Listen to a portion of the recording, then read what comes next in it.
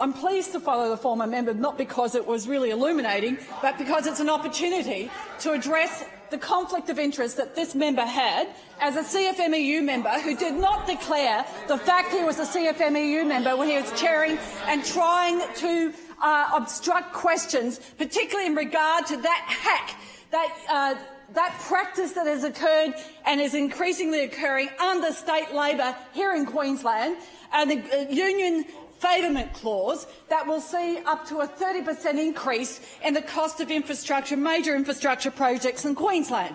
They call it the best practice industry conditions, but when you actually dig into it, there's some very valid concerns about whether it's contrary to federal workplace laws. But what it is a favourment clause that's going to gouge vital infrastructure dollars for the major projects we need in Queensland and pay way over and above what the award wages, what the agreed wages are and conditions are in the construction industry. And the CFMEU chair, the member for Bancroft, did not declare it up front that he had that, I believe, a conflict of interest.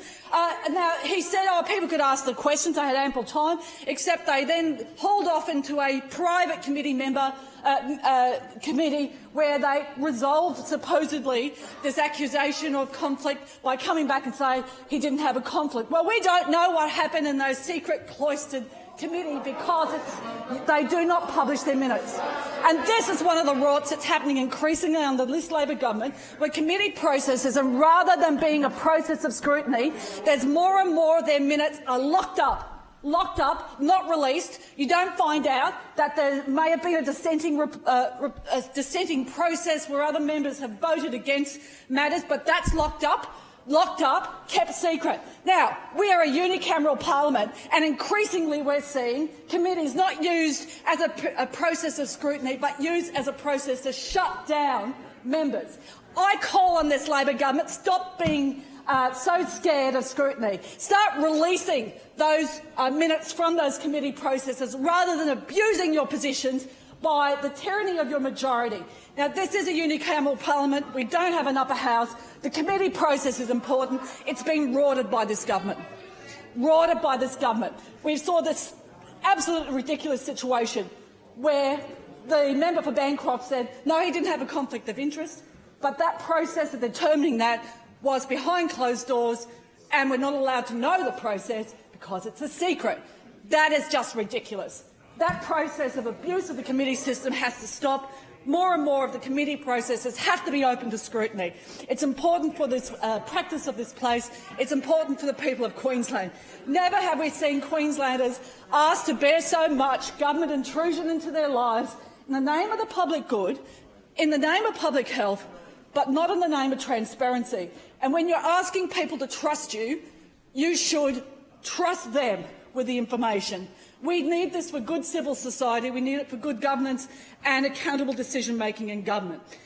In regard to the issue of infrastructure, we have seen about a $4 billion cutback in the forward estimates in respect to projected infrastructure projects that should have been there, a $6 billion backlog in regard to maintenance in the transport and roads area.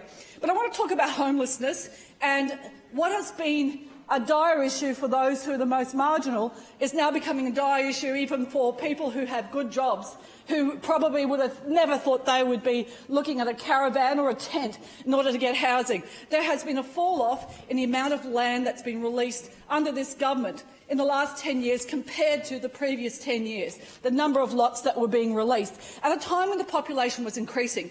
Now, COVID has caused, no doubt, a spike in demand for housing, but the train smash of the decrease in the release of land, and it's not a laughing matter, the decrease in the amount of available housing for people has been happening over the last 10 years while the population's been going up. Now, these barriers to release and timely housing have to be addressed. The growth areas team within the Department of State Development has some merit, but it doesn't address all the barriers, with multiple ministers with their sticky fingers of obstruction stopping timely construction happening.